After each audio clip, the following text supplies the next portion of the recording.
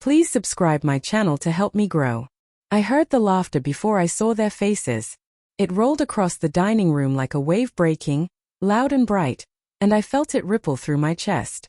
I was the one who triggered it. My own words. My own joke. I had thrown my husband under the spotlight without thinking, teasing him about something harmless, something silly. But the moment the laughter faded, his eyes met mine, and everything inside me froze. His smile was calm. Too calm. A still surface hiding something dark and deep beneath it. He said one quiet sentence that sliced through the air like a blade. If only you knew what people laugh about when you are not in the room. The room fell silent. Conversations halted. Chairs stopped scraping. Even the music seemed to dim. That sentence felt wrong, heavy, and loaded. It lingered over the table like smoke. My throat tightened, but I forced a smile, pretending I understood, pretending it was all still a joke. Inside, something sharp twisted. The rest of dinner tasted like dust. He spoke politely, answered questions, laughed lightly.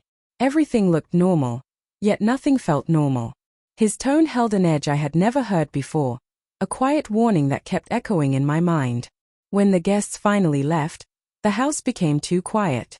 He began clearing the dishes, moving with slow and deliberate motions. I watched him from the doorway, my heart pounding, a cold pulse beating in my palms. "What did you mean earlier?" I asked. My voice barely held together. He did not look up. "You seemed comfortable making me the joke. So I gave you one in return." "That was not a joke." I stepped closer. "Tell me." He set the plate down and finally turned toward me. His eyes were tired, distant. "Someone at work told me something. Something about you." A chill swept across my skin. "About me?" "They said you are not the person I think you are." I felt my chest tighten as if invisible fingers pressed against my ribs. "Who said that?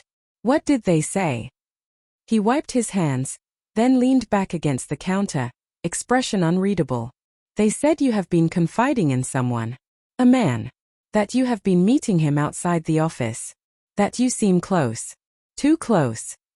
The air vanished from my lungs. I stared at him, stunned. "That is not true. Who told you that?" He shook his head slowly. "It does not matter. What matters is why someone felt comfortable telling me. If you think I would cheat on you, then you do not know me at all." My voice cracked, and I hated how weak it sounded. His silence was worse than shouting. It stretched between us, thin and suffocating. Then he spoke, softly. "I checked your messages." The floor seemed to tilt. "You went through my phone." I needed to know if I was being naive. His voice trembled slightly. "And you told someone that you felt lonely at home. That you missed feeling understood. That he listened to you in ways I did not." My mouth opened but no words came. I had forgotten those messages ever existed. They were old, foolish, typed during a moment of exhaustion and resentment, long before I realized how deeply they could hurt him. Nothing romantic. Nothing physical. Yet emotional. Real enough to break something fragile. "I should have told you." My eyes filled. I was overwhelmed. I said things I did not mean. I stopped replying. I blocked him. I swear nothing happened. He watched me with a mixture of pain and disbelief. Then why did I feel like the joke tonight was just the beginning of something bigger? Because he was hurting. Because trust had already cracked. Because my thoughtless joke had cut deeper than I ever intended. I stepped closer, my voice shaking.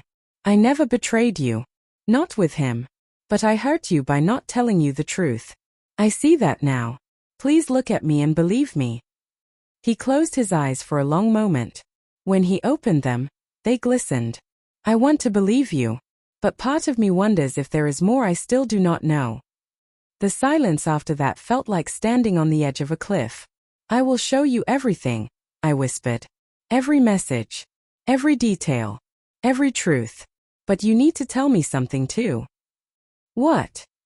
"That sentence you said at dinner. It sounded like a warning. Or a confession." His expression shifted in a way that made my stomach drop. "It was both," he said quietly. That was when I realized the trust between us had cracked on both sides, and tonight was only the beginning of the truth we would have to face.